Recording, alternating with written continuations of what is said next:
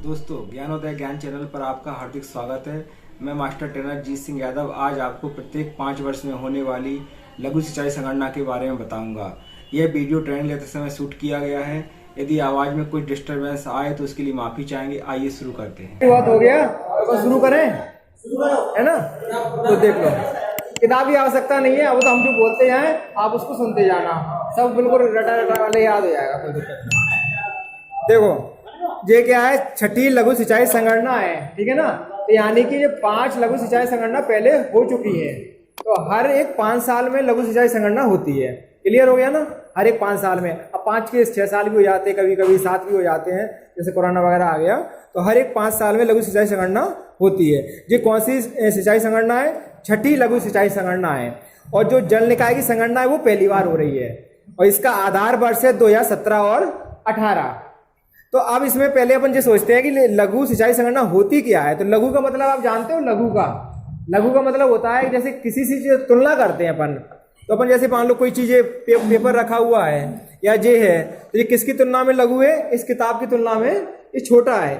यानी कि जब अपन कोई जैसे मान लो 50 मंजिल की इमारत है और एक 10 मंजिल की इमारत है, तो 10 वाली भी बड़ी है और 50 वाली भी बड़ी है। लेकिन जो 10 मंजिल की इमारत है वो 50 मंजिल की इमारत की तुलना में छोटी है।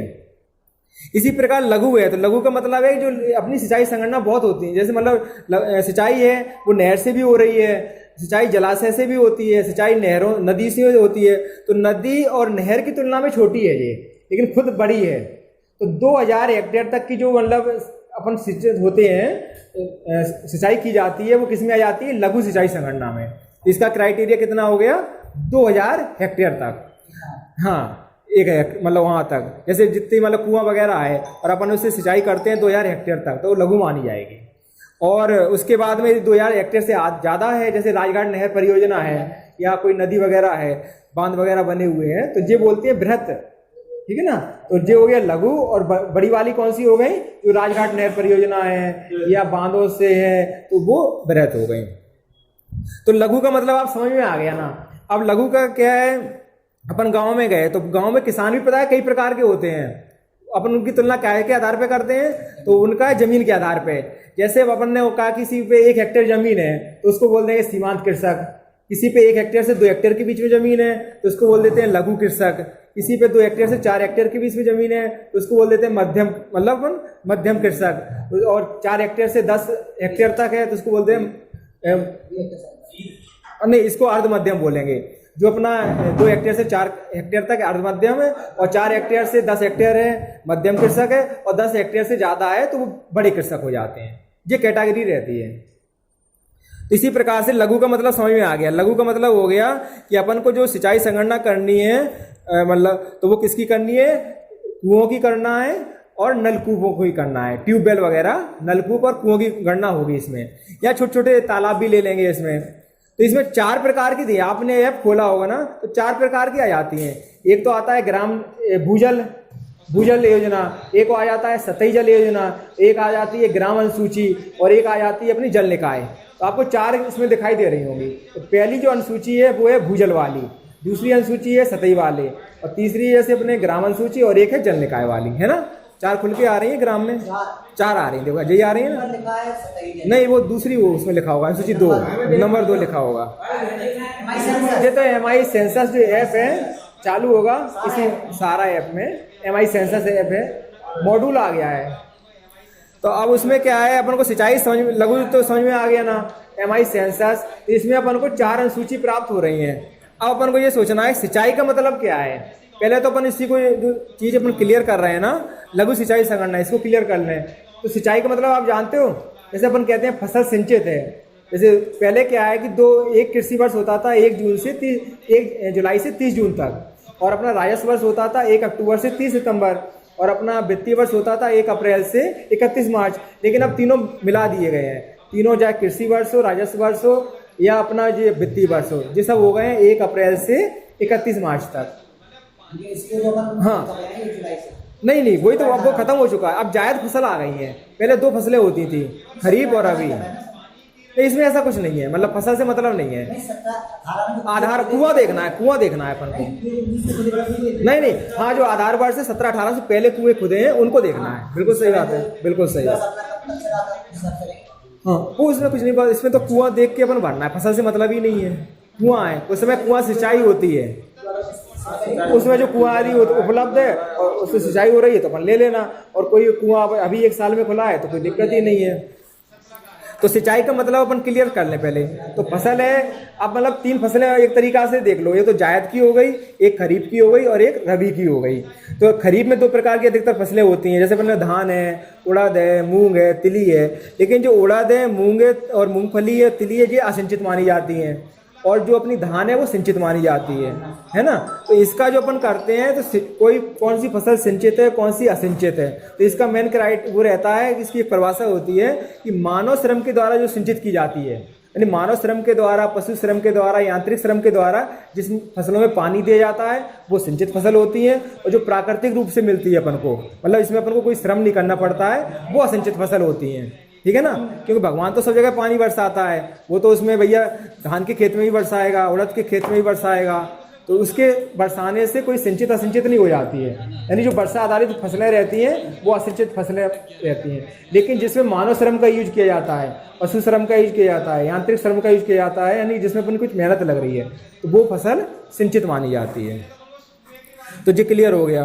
अब आ गया सिंचाई, क्लियर हो गई ना, फसलें क्लियर हो गई कि कौन सी सिंचित है, कौन सी असिंचित है। अब आ जाएगा अपना कौन सा, भूमि अलग होता है। जैसे मान लो कोई भूमि है, अब वो क्या है, उसमें वो कब सिंचित मानी जाएगी। फसल को तो अपन समझ में आ गया कि मानव श्रम के द्वारा यदि पानी दे दिया जाता है तो सिंचित हो गई, लेकिन भूमि कब सिंचित मानी जाएगी, उसका क्राइटेरिया अलग होते हैं। नहीं, ये जल निकाय नहीं है। यदि मान लो उसमें कुआं खोद दिया आपने, उसमें पानी निकले ही नहीं, तो क्या सिंचित हो गई। हाँ, पानी होना चाहिए, पानी था सूख गया है। तो सिंचाई समझ में आ गया ना, फसल कब सिंचित और असिंचित होती है। इसी प्रकार से भूमि कब सिंचित असिंचित होती है, तो कुआं से मतलब नहीं रहता इसका। इसकी जो परिभाषा है जो भूमि की सिंचित की, वो होती है कि एक लगातार 3 कृषि वर्ष तक उस भूमि में पानी दिया जाए तो वो सिंचित मानी जाएगी। मान लो कोई व्यक्ति है इस साल से धान करने लगा और कह दो साहब सिंचित लिख दो, तो उसकी भूमि सिंचित नहीं मानी जाएगी, यानी जो उसको मुआवजा मिलेगा वो असिंचित ही वाला मिलेगा।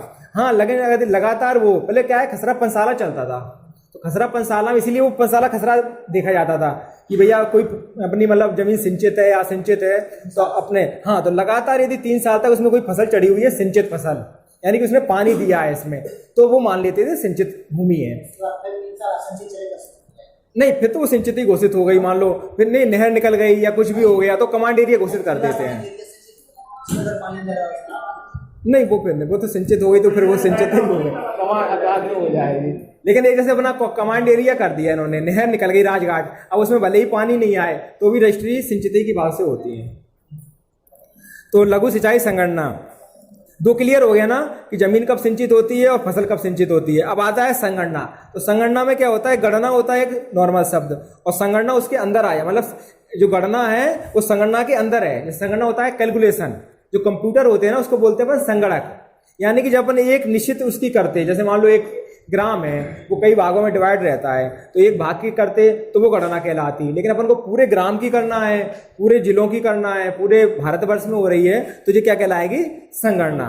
तो लघु सिंचाई संगणना क्लियर हो गई। अब अपन गए कहाँ पर, वहां पर गए गांव में कि भाई हमें कौन सा संगणना करनी है, तो उन्होंने कहा अपन को MI सेंसस करना है, लघु सिंचाई संगणना करनी है। गांव में गए तो दादा उन्होंने पूछा किसानों ने, भैया आपको काय के मतलब किसकी करनी है गणना, तो अपन ने कहा कुओं की करना है, कुओं की और ट्यूबवेल की। तो अपन जैसे ही गाँव में जाते हैं तो उन्होंने कहा कि चलो, गांव में भी कुएं बने रहते हैं ना, हर एक गांव में रहते हैं। जैसे कोई मोहल्ला है, उन्होंने कहा माता का मोहल्ला है, उन्होंने कहा स्कूल का मोहल्ला है, या और भी XYZ, तो उन्होंने कहा चलिए यहाँ पर कुआं बने हैं, आप वहीं से शुरू कर लो।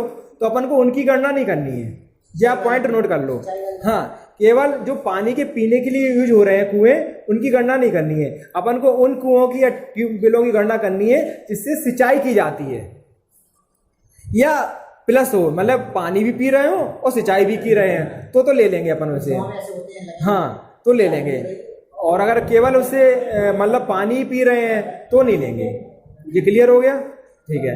अब अपन कहे चलो अब कहाँ चलना है, उन्होंने कहा ये तो हो ही नहीं पाएंगे क्योंकि ये तो पानी पीने के लिए है। तो अपन को क्या करना है, नक्शा फैलाना है, और नक्शा फैलाने के उत्तर पश्चिम कोने में जाना है। जो अपन मतलब गणना जैसे नंबर आ रहा है ना उसमें 001 आ रहा है, तो वो उत्तर पश्चिम कोने का है। उत्तर पश्चिम कोने में खसरा नंबर जो 1 है वो उत्तर पश्चिम कोने से ही स्टार्ट होता है। तो 1 2 3 और कैसे चलेंगे अपन, आगे बढ़ेंगे सर्पिलाकार में बढ़ेंगे, सर्पिलाकार में, क्योंकि इसलिए खसरा उठाओ सीधे सीधे या नक्शा उठाओ। तो नक्शा में जो कुएं बने हैं वो उत्तर पश्चिम कोने से दक्षिण पूर्व कोने में ही खत्म होते हैं। हमेशा ये रहता है खसरा का, कोई भी खसरा है उसका पहला नंबर कौन से कोने पे आएगा, उत्तर पश्चिम कोने में आएगा, और अंतिम खसरा नंबर कौन से में आएगा, दक्षिण पूर्व कोने में आएगा, और सर्पिलाकार उसमें चलते हैं। तो कुछ नहीं, आप खसरा उठाओ और उसमें से लिस्ट बना लो कि इसमें कौन कौन से कुएं बने हैं, उनको पहले एक उसमें कर लो, और बस फिर पहले खसरा में जो कुआं आएगा वो 1 हो जाएगा, फिर दूसरे में 002 हो जाएगा, तीसरे में 003 हो जाएगा। अब जैसे ही अपन ये काम करते हैं ना, तो कुआं भी कई प्रकार के होते हैं। कुछ कुआं रहेंगे कच्चे कुआं रहेंगे, कुछ पक्के कुआं रहेंगे, कुछ अर्ध मध्यम कुआं रहेंगे ना, कुछ कुआं 30 फुट के रहेंगे, कुछ कुआं 50 फुट के रहेंगे, कुछ 60 फुट के रहेंगे, कुछ नलकूप 100 फुट के रहेंगे, कुछ 150 फुट के रहेंगे। तो जैसा अपन को इसमें भरना है ना, पूरा क्लियर करना है डाटा। तो डाटा कैसे क्लियर करेंगे अपन, तो पहले तो ये पूछना पड़ेगा भैया ये कब बना था कुआं, तो वो कहेंगे ये आज से 50 साल पहले बना था या 60 साल पहले बना था, तो वो हो गया। तो पहले तो अपन को उस कुएं के बारे में फोकस करना है कि भैया ये बना कब था, तो उन्होंने कहा जी आज से 50 साल पहले बन गया, तो अपन समझ लेंगे कि ये कुआं आज से 12-13 से पहले बना था, या तो सन उसमें आती है। अब उसके बाद ये पूछेंगे कुआं की गहराई कितनी है, तो वो कहेंगे ये कुआं 30 फुट से लगा के 50 फुट तक होते हैं, अधिकतर गाँव में पानी निकल आता है इतने में। कोई कहेगा 30 फुट है, कोई कहेगा 40 फुट है, कोई कहेगा 50 फुट है, कोई कहेगा 60 है, 70 है।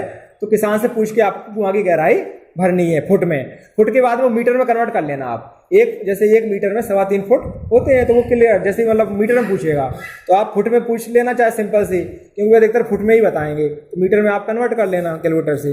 अब उन्होंने कहा पूछा नलकूप क्या है, तो 60 फुट से 200 फुट, इसको मीटर में कन्वर्ट कर लोगे आप। अब उन्होंने कहा ब्यास कितना है, तो ब्यास जो कुएं का आपको मिलेगा अधिकतर 7 फुट से 15 फुट तक, है ना। तो अपने पूछ लेना कि इससे कितना फुट है, उन्होंने कहा 7 फुट है, तो उसको कैलकुलेटर आता ही है, खाली कर वो मीटर में कन्वर्ट हो जाएगा।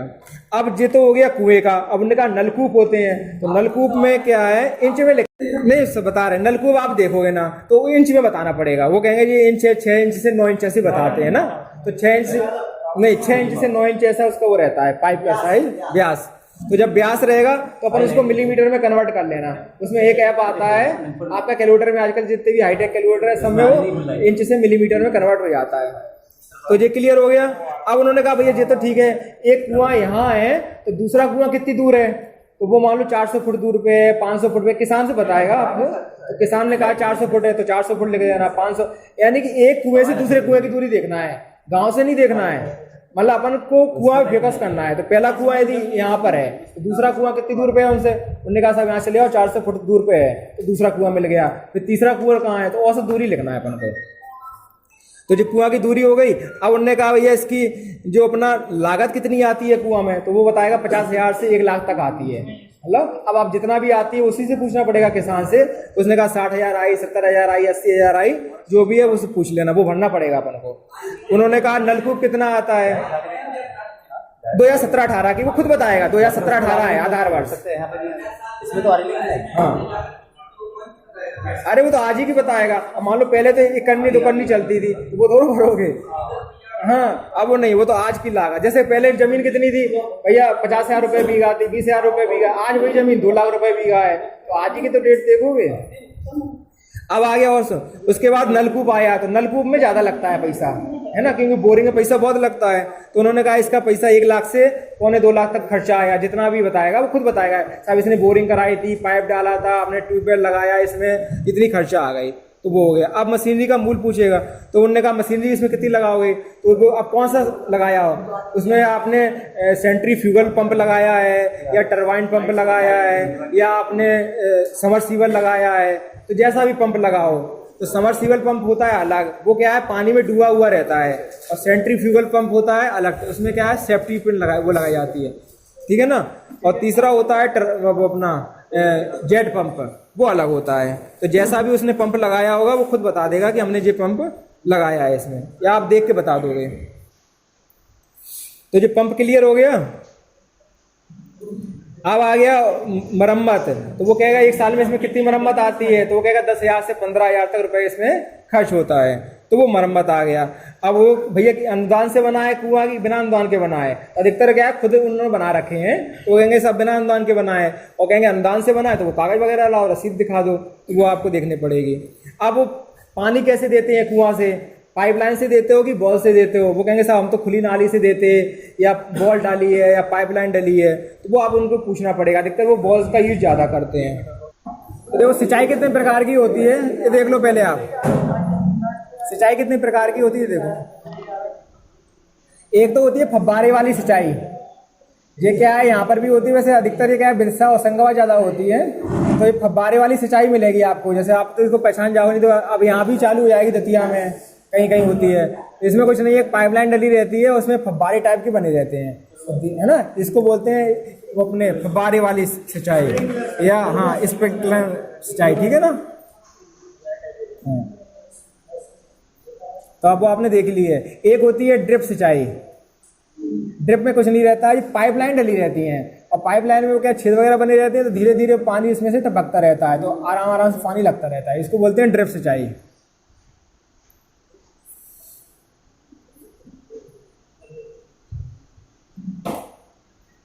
ये देखो जिसको इस पंप का नाम मालूम है आपको क्या है, ये है सेंट्रीफ्यूगल पंप।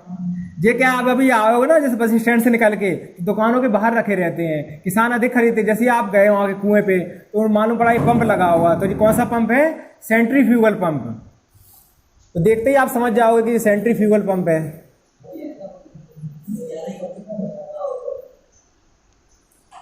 अब उन्होंने कहा जो अब ये तो नहीं, अब कुछ पंप ऐसे भी मिलेंगे जिसमें क्या है कुआं में मोटर बोट डली रहती है, इसको बोलते हैं समरसीबल पंप, है ना। तो समरसीबल पंप क्या है कि पानी में डूब जाता है, और सेंट्रीफ्यूगल जो पंप है वो बाहर रखे रहते हैं।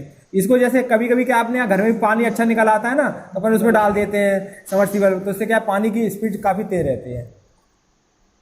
तो सेंट्रीफ्यूगल भी क्लियर हो गया आपको, समरसीबल भी क्लियर हो गया। अब एक होता है, हाँ हाँ अरे वो पढ़ देखते जाओ, बोल तो रहे। अब ये आ गया जेट पंप। ये क्या है, उसमें घर में अधिकतर लगा रहता है, जैसे कम पानी हो ना तो अपन ये जेट पंप लगा लेते हैं।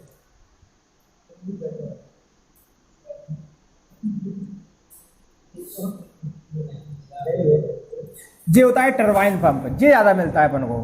टरबाइन पंप क्या होता है, इसमें जो अधिकतर वो लोग इंजन पंप है ना, इसमें जैसे डीजल से चला रहे या उससे चला रहे, तो ये गाँव में ज़्यादा दिख जाता है अपन को, इसको बोलते हैं टरबाइन पंप।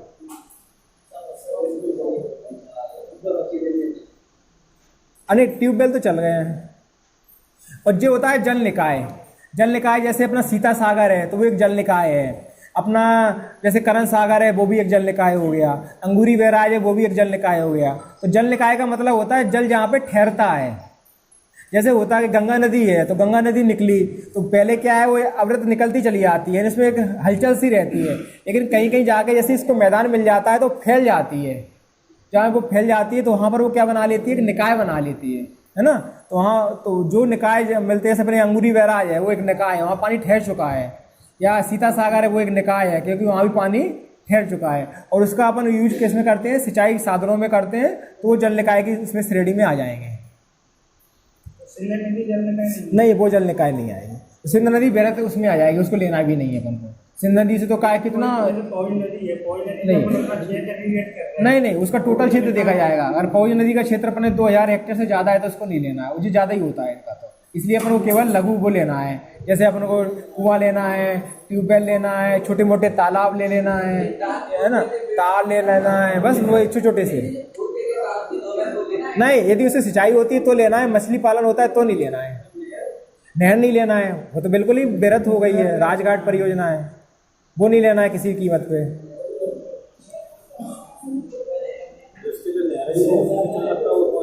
नहीं नहर नहीं लेना है, कुआं एक दो होंगे तो उतने जितने कम कुआं उतना तुम्हारा कम काम कम हो जाएगा ना। तो आप किसान से पूछ क्या लिया था आपने कि उसकी गहराई पूछ ली थी, उसका नलकूप है तो नलकूप की गहराई पूछ ली थी, उसका ब्यास पूछ लिया था, और पास के कुएं की दूरी पूछ ली थी उस कुएं से, और निर्माण लागत पूछ ली थी, मशीनरी का मूल पूछ लिया था। अब क्या है जैसे पूछे तो भैया ये यहाँ पर जो अपना काय से पानी देते हैं, तो उसने कहा काय से पानी देते हैं, बॉल से देते हैं, पाइपलाइन से देते हैं, ठीक है ना, वहाँ तक पहुँच गया। उसका अब जो पंप चलता काय से है तो उन्होंने कहा साहब बिजली से चलता है, और या डीजल से चलता है। तो अपन ने बिजली पूछा तो बिजली बता दिया और डीजल बताया तो डीजल हो गया। अब उन्होंने आज शक्ति कितनी है पंप की, जैसे सेंट्रीफ्यूगल पंप है या जे है, तो उन्होंने कहा 3 हॉर्स पावर से 10 हॉर्स पावर तक के बीच में यूज करते हैं। तो जैसा भी वो बताया तो आप लिख लेना। अब उसके बाद आया कि खरीफ में कितने दिन चलाते हो। उन्होंने कहा खरीफ में हम 60 दिवस चलाते हैं कम से कम, जैसे वो खुद बताएगा, और मतलब 2 महीने तक। और उन्होंने कहा रबी में कितना चलाते हो, तो कहेगा 15 दिन चलाते हैं। अब कहीं कहीं नहर नहीं है तो ज़्यादा चलाएगा अपना, वो कहेगा वहाँ भी हम 1 महीना चलाते हैं, 30 दिन चलाते हैं, 60 दिन चलाते हैं, 45 दिन चलाते हैं। वो जैसा भी किसान बताए उसी हिसाब से अपन को लिखना है, ठीक है ना। इसमें ऐसा नहीं करना, इसमें लिखा हुआ है जानकारी का स्रोत कौन है, वो किसान है, खुद स्वयं है। तो जो वो बताते जाए वो आपको लिखते जाना है। अब उन्होंने कहा खरीफ मौसम में कितना चलता है, उन्होंने कहा 4 घंटे चलता है साहब, 4 घंटे बिजली आती, 4 घंटे चल जाता है तो 4 घंटे लिख देना। उसने कहा 8 घंटे चलता है तो 8 घंटे लिख देना। तो वो जो बताते जाए वो लिखते जाना। अब आ गया भैया ये तुम्हारे जो कुआं है ये कितना, मतलब इसकी क्षमता कितनी है, इसको बोलते हैं क्रॉप कमांड एरिया, CCA कितना है इसका। तो वो कहेगा साहब ये तो हम कम से कम इसको 50 बीघा तक इसको सिंचित कर देते हैं, 3 बीघा से 50 बीघा। जैसे अपन बोलते हैं ना क्षमता अलग होती है, शक्ति अलग होती है। जैसे कोई व्यक्ति है वो कहता है साहब वो 8 घंटे काम कर लेता है या वो 12 घंटे काम करता है ना दिन में, तो वो 12 घंटे उसकी क्षमता हो गई।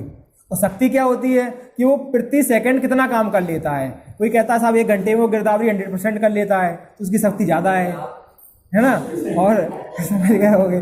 और कोई कहता है नहीं साहब 1 महीना में हम तो गिरदावरी कर पाते हैं तो उसकी शक्ति कम हो जाती है। तो शक्ति और क्षमता दोनों अलग अलग चीज़ें हैं, इसको आप समझिए। शक्ति का मतलब जैसे शताब्दी है, आपने कहा शताब्दी कितनी चलती है, 200 किलोमीटर रफ्तार से चलती है। बुलेट ट्रेन चलती है 400, है ना, यानी 1 घंटे में 400 किलोमीटर तय कर लेती है। एक पैसेंजर है अपनी वो आराम आराम से चलती है, उन्होंने कहा कितने कर लेते हैं, 1 घंटा में 45 किलोमीटर जा पाती है। तो वो उसकी शक्ति है। और क्षमता क्या है, अब मालूम पड़ा वो जो बुलेट ट्रेन है वो 1 ही घंटा में बैठ जाए अपना टाइम पर, मतलब 1 घंटा चल के उसका काम पूरा हो गया। और वो पैसेंजर है वो धीरे धीरे चली आ रही है, अपने 24 घंटा तक चल रही है। तो वो क्षमता फिर पैसेंजर की ज़्यादा हो गई, क्योंकि वो काम तो कर रही है लेकिन धीरे धीरे कर रही है। लेकिन शक्ति किसकी ज़्यादा हो गई, हाँ, लेकिन दोनों टक्कर की हैं। अब वो भी 24 घंटे काम कर रही है बुलेट ट्रेन और 24 घंटे पैसेंजर कर रही है, तो निश्चित है कि क्षमता भी बुलेट ट्रेन की ज़्यादा है और शक्ति भी बुलेट ट्रेन की ज़्यादा है। तो ये हो जाता है। तो क्षमता चीज़ अलग होती है और शक्ति चीज़ अलग होती है। जैसे पंप है, अब कुछ पंप होते हैं भैया अपन खरीदने जाते हैं, इसकी शक्ति कितनी है, मतलब एक घंटे में कितना पानी फेंक देता है, वो शक्ति हो गई। और कितनी दूरी तक फेंक देता है वो उसकी क्षमता हो गई। और कितनी देर तक चल सकता है, मालूम पड़ा 1 ही घंटा में बाकी हवा निकल गई तो वो का मतलब, और नहीं वो सब 8 घंटे चलाओ बैटरी गर्म नहीं होती है, यानी कि उसकी क्षमता ज़्यादा हो गई। तो दोनों चीज़ें आएंगी इसमें, क्षमता भी आएगी और शक्ति भी आएगी, तो उस हिसाब से आपको लिखना है।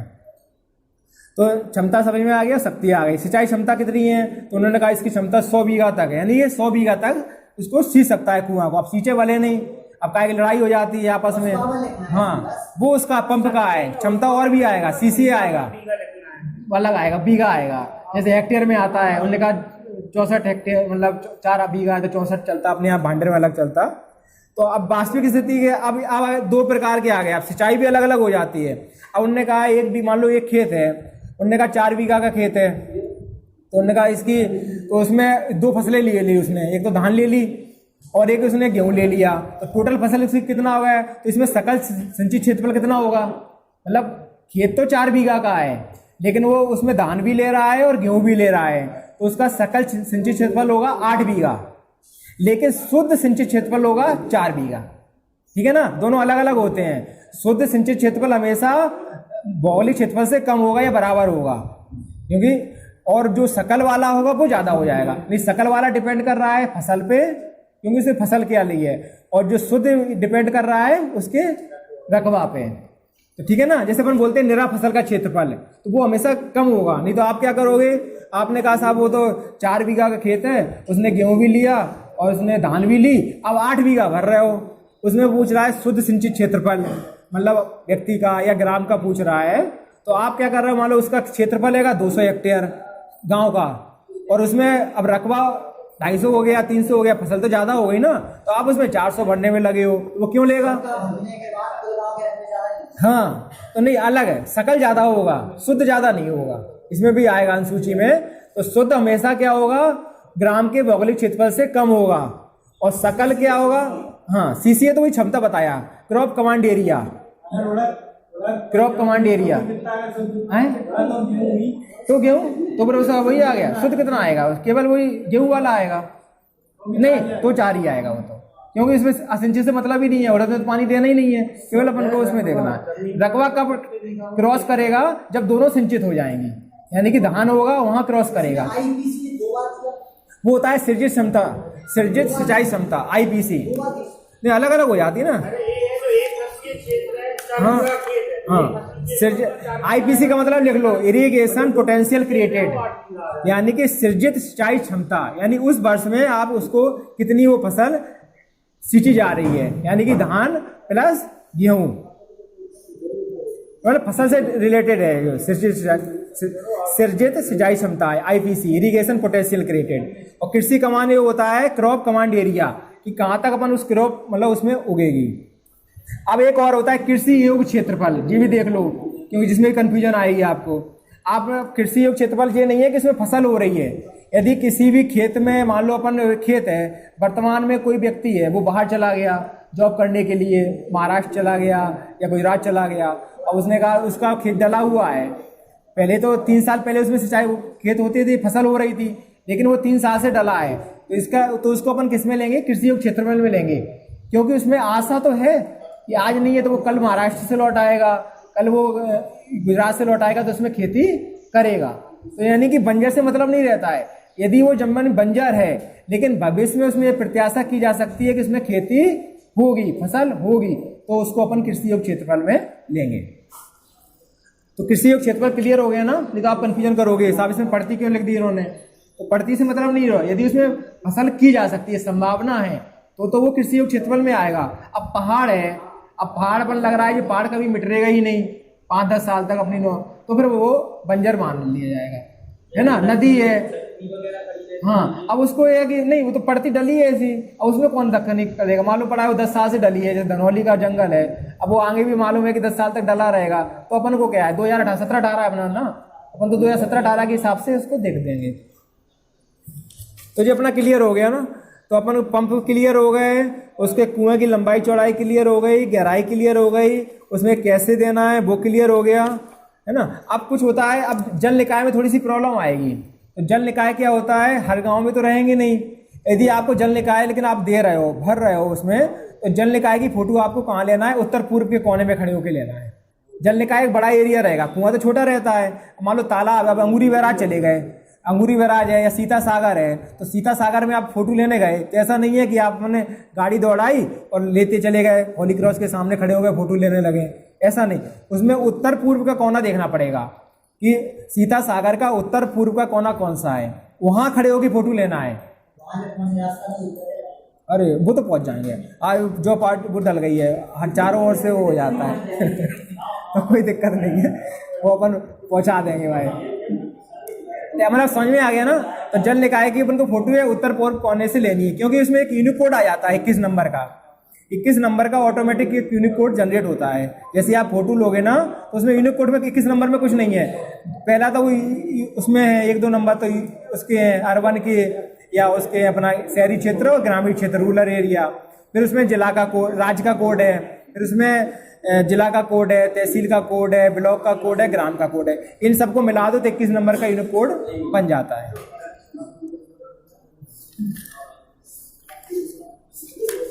अब अपन उसमें गए तो अब एक जो और देख लो कि जैसे मान लो स्वामित्व में क्या रहता है, अगर एकल भूमि स्वामी है तो अपन कहेंगे भैया एससी वर्ग का है तो 1 दे देना, उन्होंने कहा एसटी वर्ग का है तो 2 दे देना, अनपिछड़ा वर्ग का है तो 3 दे देना, अन्य है तो 9 वर्ग। लेकिन यदि 1 से अधिक भूमि स्वामी है उसमें, है ना, फिर वर्ग का चयन करना है अपन को, तो अपन को ये देखना पड़ेगा कि कौन सा है। जैसे मतलब उसमें अधिक ज्यादा है, मान लो अपने किसी में 10 खातेदार हैं और 6 तो होंगे अपने यादव समूह के उसमें अपने 4 हैं पाल समाज के, तो फिर यादव समाज को आएगा। यानी कि जिसका वर्ग ज्यादा है, प्रतिनिधित्व ज्यादा है, उस वर्ग को फिर वो अपन जमीन उससे कर लेंगे। बराबर है तो फिर जिसकी वो जमीन ज्यादा हो, रकबा ज्यादा हो, रकबा देख लेना। रकबा बराबर हो तो कोई दिक्कत नहीं है, सब फिर हिंदू मुस्लिम सिख ईसाई सब बराबर ही हैं, जो दे दोगे वो सही माना जाएगा कोई मतलब नहीं, लेकिन जो क्राइटेरिया वो बता रहे हैं आपको, इसका वो नहीं है अब रकबा भी बराबर हो गया, अब समुदाय भी बराबर हो गए, तो फिर वो गांव किससे पहचाना जाता है, वहां की संख्या किसकी ज्यादा है। अब वो तो भैया एक वर्ग की ज्यादा होगी ना, उस वर्ग को दे देना। मतलब ये शासन का मतलब क्या रहता है, इसका कोई दिक्कत नहीं है, ये तो वो गणना कर रहे हैं ना, उनको तो एक योजना बनाना है, तो योजना बनाने की ये वो है। अब उन्होंने कहा भैया योजना कब चालू थी, कौन से वर्ष से चालू है, लागत कितनी है, अब उपयोग में आ रही कि नहीं आ रही। अब ये आ गया, यदि कुआं उपयोग में आ रहा है तो 1 दे देना, यदि कुआं अस्थायी रूप से उपयोग में नहीं है तो 2 दे देना, और स्थायी रूप से बंद ही हो गया कुआं, बिल्कुल सूख ही गया तो 3 दे देना, ठीक है ना। नहीं तो उसमें एक है, अगर वो ऑप्शन है जो वर्तमान में चल रहा है, जैसे कुआं अधिकतर सूख गए हैं, अब होता है ऑप्शन एक ही होगा, या तो कुआं होगा ट्यूबवेल होगा, 1 देना है उसमें, नहर नहीं देना है, नहर तो मना कर रहे हैं ना। नहीं नहीं ऐसा नहीं है, कुछ तो कुआं होंगे वहां पे, 10 हुए 10 दे देना, 20 हो तो 20 दे देना, 5 हो तो 5 दे देना, और क्या। वो तो उसी उतनी, वही तो शासन चाह रही है ना कि वर्तमान में कितने कुएं बने हैं, कितनी सिंचाई हो रही है, तो ट्यूबवेल देना ना, ट्यूबवेल भी देना है, ट्यूबवेल भी देना है, वो छोड़ना पड़ेगा, ट्यूबवेल देना है। मान लो आपके गांव में 100 ट्यूबवेल है तो 100 हो गया, 100 फॉर्म भरे जाएंगे। आपके गांव में 10 ट्यूबवेल है तो 10 फॉर्म भरे जाएंगे। आपके ट्यूबवेल कुआं मिला के 50 है तो 50 फॉर्म भरे जाएंगे। एक ट्यूबवेल का 1 फॉर्म भरना है। नहीं नहीं वो तो कुछ ट्यूबवेल का पूछ रहा है, रकबा का उसमें कोई चक्कर नहीं है ज्यादा। वो पंप कुआं की क्षमता की बात कर रहे हैं अपन, नहीं पंप या कुआं, वो तो अलग अलग पूछेगा। यदि कुआं पूछ रहा है तो कुआं का नहीं, वो जो पूछेगा जैसे कुआं है या टोटल पंप है तो वो ये कहेगा इसकी क्षमता कितनी है, यानी कि कुआं की पूछ रहा है तो कुआं की इतना कितना पानी है कुआं में कि कितने बीघा तक सिंचाई की जा सकती है, वो किसान बताएगा ना। ट्यूबवेल में भी किसान बताएगा। अब क्षमता पूछेगा ना, वो कहेगा कि आप ऐसा करो 50 बीघा तक इससे अपन कर सकते हैं तो 50 बीघा लिख देना। आपको तो जो किसान बताए वो लिखना है, ठीक है ना। वो नहीं है, वो तो अपन को केवल उस कुएं वाले पे जाना है और सिंचाई कितनी दूर तक कर रहा है, ऐसा कुछ नहीं है। बोला बताएगा, बता तो रहे हम, वो कहेगा 20 बीघा शाम से 20 बीघा लिख देना। मैन तो कितनी क्षमता है, कितना सिंचाई की जाती है, उसमें इतना कोई दिमाग वाली वो नहीं है। किसान जो पूछते वो भर देना, ठीक है ना। इसे क्लियर हो गया? नहीं नहीं सुनते जाओ, हम आपको बारीकियां बता रहे हैं। देखो दिक्कत कहाँ आएगी फिर, जैसे सकल वाला में बता क्लियर कर दिया कि सकल क्या होता, नहीं इसमें आएगा वो कहेगा सकल क्या होता है, तो सकल क्लियर कर दिया, सिंचित क्लियर कर दिया, निरा फसल हो गया क्लियर है ना। और वो हो गया उपयोग में आ रही कि नहीं आ रही, कहाँ से चालू करना है, वो आएगा ग्राम की अनुसूची में आएगा क्षेत्रफल, उसमें लिखना है। उसमें 4 फॉर्म खुल रहे हैं, एक ग्राम की अनुसूची खुल रहा है, एक भूजल वाला खुल रहा है, एक जल निकाय वाला खुल रहा है, एक सतही वाला खुल रहा है। भूजल वाले में, अरे भूजल क्या होता है, जो जमीन के नीचे है, जैसे सतही तो यहाँ से दिखाई देगा, भूजल तो ना दिखाई देता है। नहर बृहत, नहर नहीं लेना है, वो तो बृहत वाले में जाता है। बृहत मतलब बड़े सिंचाई परियोजना, अपन लघु वाली है, लघु तो आती है, ट्यूबवेल लघु आता है ना। हाँ वो मांगेगा, वो ये मांगता है कि इस ट्यूबवेल से कितनी सिंचाई की जा सकती है, तो वो लिखना है अपन को। वो बीघा में पूछेगा तो बीघा में लिख देना, वो तो बताएगा। अंदाज से तो बता रहे हैं, वही तो पूछ रहे हैं, अंदाज से बन नहीं है। अरे ज्यादा मेहनत नहीं करनी, वो इसमें कुछ नहीं है। आप तो एक फॉर्म भरने में दिक्कत आएगी और फिर तो आपको रिपीट आ गया ना, तो पूछना भी नहीं है उसका। 2 फुट इधर उधर करके समझ गए होगे तो करते जाओगे। फिर तो क्या है, उसने एक ने कहा कि साहब वो 50 बीघा चलता है तो दूसरा 40 बीघा चलता होगा, तीसरा 30 बीघा चलता होगा, कुछ 20 बीघा चलता होगा, कुछ 10 बीघा। क्या वो नापने जा रहे हैं? तो वो तो जो है अपना भरते जाना, और कंप्यूटर लेता जाए तो समझ लो सही भरते जा रहे हैं। हाँ अब डाउट अभी नहीं, पहले हमारा क्लियर हो जाए फिर डाउट क्लियर करते हैं। हाँ नहीं लेना है, देखो सतही जल में सुन लो, सतही जल में कौन कौन सा लेना है। सतही जल में लेना है, नाला है, नाला ले सकते हो। छोटी सी नदी है, मतलब ज्यादा उसका एरिया नहीं है, 2000 हेक्टेयर से कम है तो ले सकते हो। छोटी नदियां निकलती है कई गाँवों में, कुछ है छोटी सी नदी, वो तो ले सकते हो, बता दे रहे हैं। हर किसी के, कुछ गाँव में तो नहीं होती, कुछ गाँव में होती है, मतलब वो वैसे ही है कि एक गांव से निकली दूसरे गांव में खत्म हो गई, है ना। तो यदि उसका अपन एरिया 2000 हेक्टेयर से कम है तो ले सकते हो, और 2000 हेक्टेयर से तो बात ही खत्म है। वो तो फिर छोटा तालाब है, अब कुछ तालाब छोटे से होते हैं, अब वो कितना सिंचाई हो रही कि नहीं हो रही है वो आप पे डिपेंड है ना। अगर उसमें सिंचाई हो रही है तो जल निकाय में डाल देना उसे, और नहीं हो रही है तो बात खत्म। सतही में नहीं, वो भी जल निकाय में भी आएगा वो चीज। जल निकाय में भी तालाब आते हैं और सतही में भी तालाब आते हैं, लेकिन छोटे तालाब है वो सतही में आएंगे, और जो बड़े तालाब हैं जैसे अब मान लो भोज ताल है तो वो काय में लोगे, वो जल निकाय में आएगा। अंगूरी बैराज काय में आएगा, वो भी तालाब है। सीता सागर भी तो तालाब ही है, वो काय में आएगा, जल निकाय में आएगा, है ना। बड़ी नदी नहीं लेना, बड़ी नदी नहीं लेना, नहर नहीं लेना, बड़ी नदी तो नहीं लेना, तो नहीं लेना है, फिर बात ही खत्म है। यदि मछली पालन कर रहे हो तो नहीं लेना है, बात बता तो रहे हैं, तो नहीं लेना है। बांध नहीं लेना है, नहीं। उसकी सिंचाई क्षमता पहले कितनी है और फिर वो बना किस एरिया में है। अगर वो उसकी सिंचाई क्षमता 2000 हेक्टेयर से कम है तो ले लेना, और 2000 हेक्टेयर से तो मत लेना। बना लेना तो देख लेना, नहीं उसका दर्ज है अगर खसरे में तो ले सकते हो, तो सतही जल में आ जाएगा वो।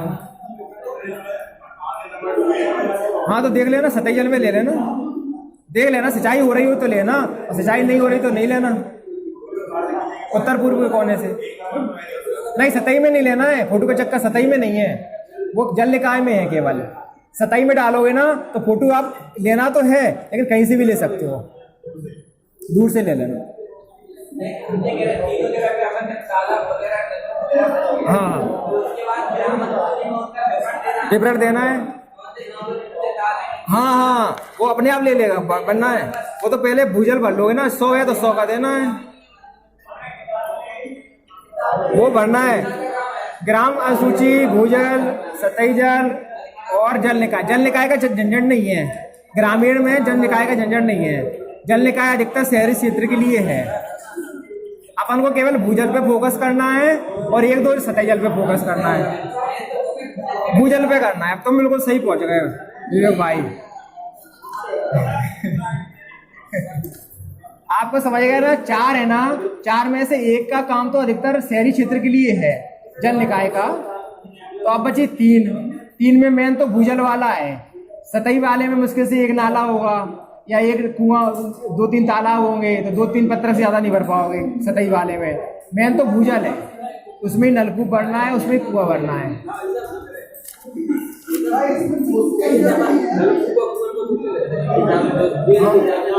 बस का नहीं, उससे कोई मतलब नहीं है। वो नहर से सिंचित हो जाएंगे ना, नहीं है तो तालाब से हो जाएंगे, तालाब से नहीं है तो जल निकाय हो जाएंगे, दूसरे गांव से लग रहा है।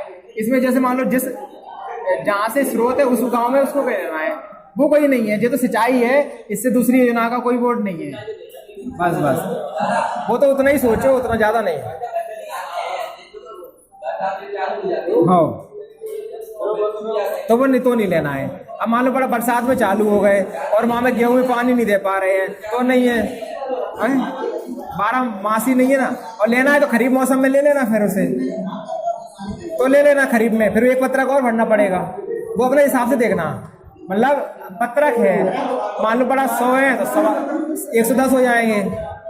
और उसमें ऑप्शन सब है, खरीफ मौसम में कितनी सिंचाई होती, रबी में कितनी सिंचाई होती, 12 मासी कितनी सिंचाई होती, सब ऑप्शन है। तो वो ऑप्शन के हिसाब से अपन को काम करना है।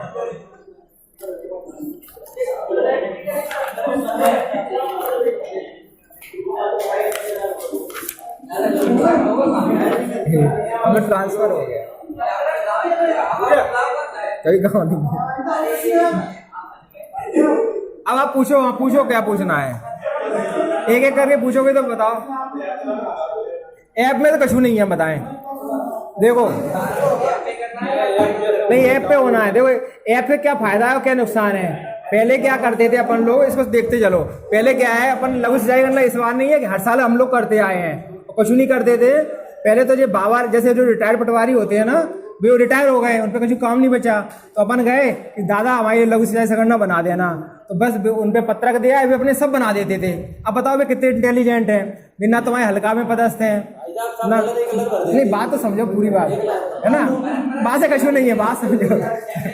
तो मतलब वो कर देते थे, मतलब वो उनके मतलब वो अपने काम चला देते थे। कहते नहीं है कि काम समय में पूरा कर दो तो फिर कोई दिक्कत नहीं है।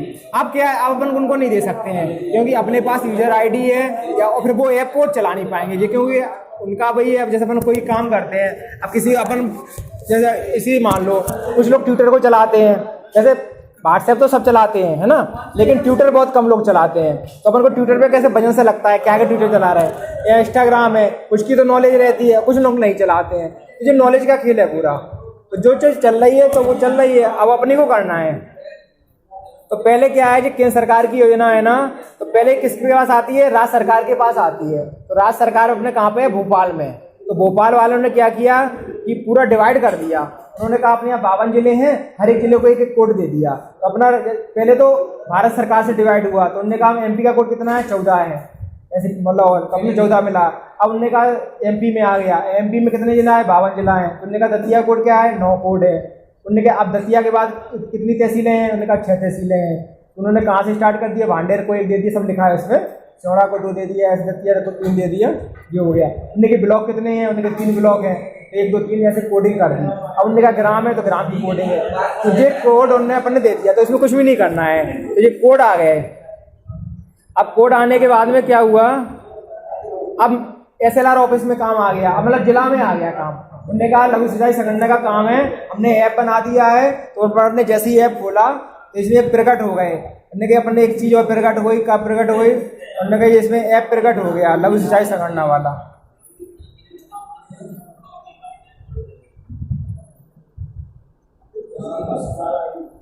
जी आ गया। पहले क्या है, केवल गिरदावरी के लिए यूज किया जाता था इसे, फिर उन्होंने कहा आप स्वामित्व के लिए यूज कर लो, फिर उन्होंने कहा नहीं MI सेंसस के लिए यूज कर लो।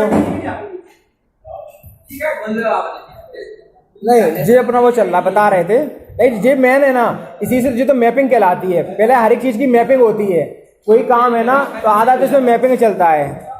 तो ये मैपिंग चली, ये काम है SLR ऑफिस का। अब अपन आ गए, ऐप आ गया, ऐप आ गया, देख लो ऐप आ गया, तुरंत आ गया ऐप आ गया ना। ऐप के बाद ऐसे जैसे मॉड्यूल बने हुए हैं, इसी में बना हुआ है MI सेंसस का मॉड्यूल, उसमें सबका खुल रहा है। और जिसका नहीं भी खुल रहा हो ना तो वो लॉग आउट करके खोल सकता है।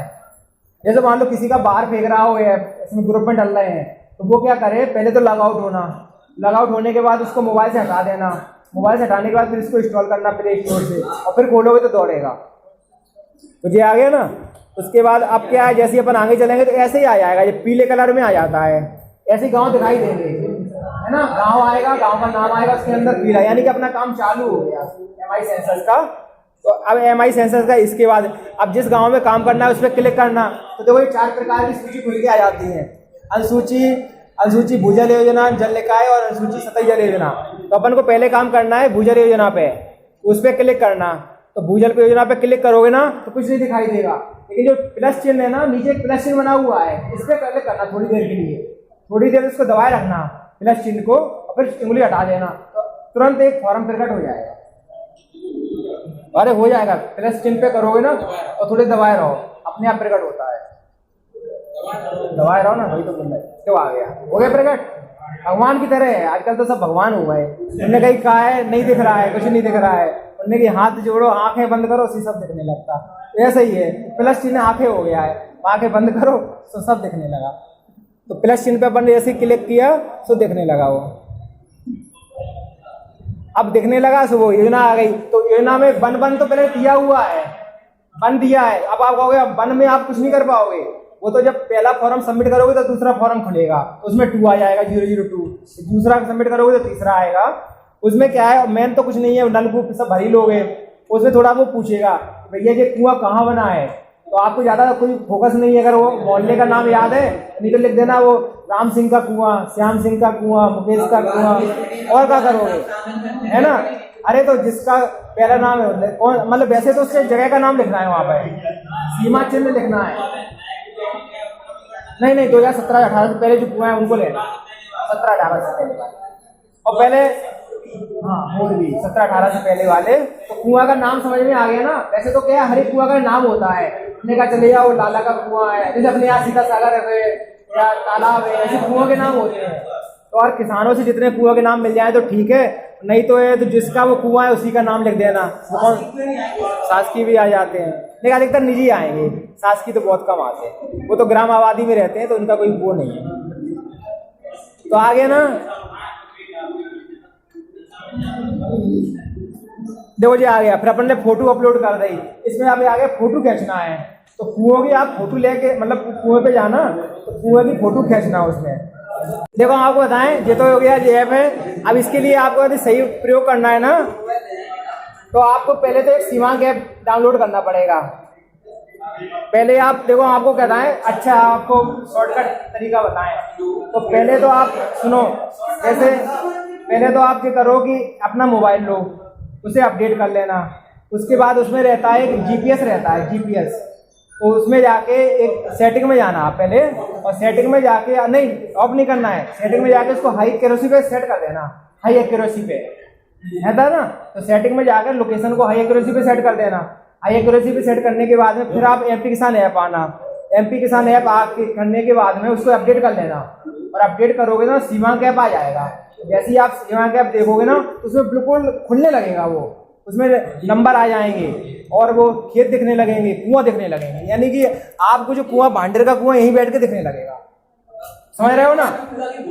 लेकिन कब दिखेगा? जब हाई एक्यूरेसी पे सेट होगा आपका। आपका जो मोबाइल है यदि हाई एक्यूरेसी पे सेट कर लो ना, तो आप यहीं बैठे बैठे कुआं देख लोगे। तो आपने अभी तक देखा इस कार्य को किस तरह से करना है। यदि आपकी कोई डाउट या क्वेरी हो तो कमेंट बॉक्स में लिखें, सॉल्व करने की पूरी कोशिश की जाएगी। यदि अभी तक आपने ज्ञानोदय ज्ञान चैनल को सब्सक्राइब नहीं किया है, सब्सक्राइब करके बेल आइकन को जरूर दबा दें, क्योंकि इस चैनल पर राजस्व विभाग से संबंधित सारी जानकारी दी जाती है।